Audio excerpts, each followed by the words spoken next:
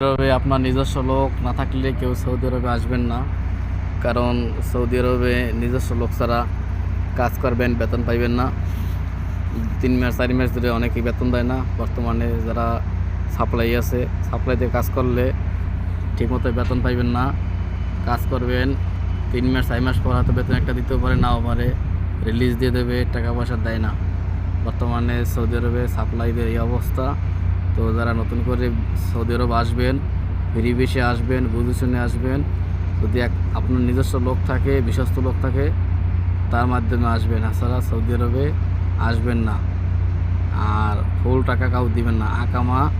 আকামা দেবে, ফুল টাকা দিবেন, তার আগে কেউ টাকা পয়সা দিবেন না, তাহলে কিন্তু মরছেন।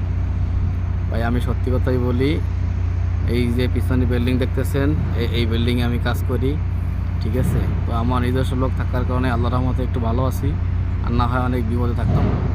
তো ভিডিওটা এই কারণেই বানাইছি যে নতুন করে যারা সৌদি আরব আসবেন, আমি আরও কয়েকটা ভিডিও বানাইছি, অনেকেই রেসপন্স করছেন যে ভাই সৌদি আরবে কী অবস্থা বর্তমানে। আমি বলছি সবাই কি বলি, অবস্থা এমনি ভালো।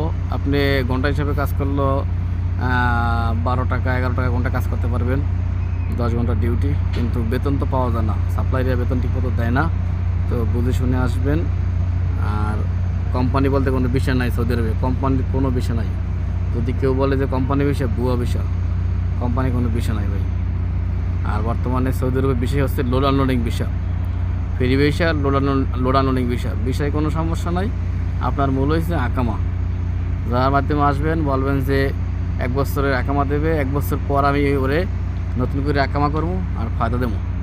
এই হিসাব নিকাশ করে ভাই সৌদি আরবে আসবেন।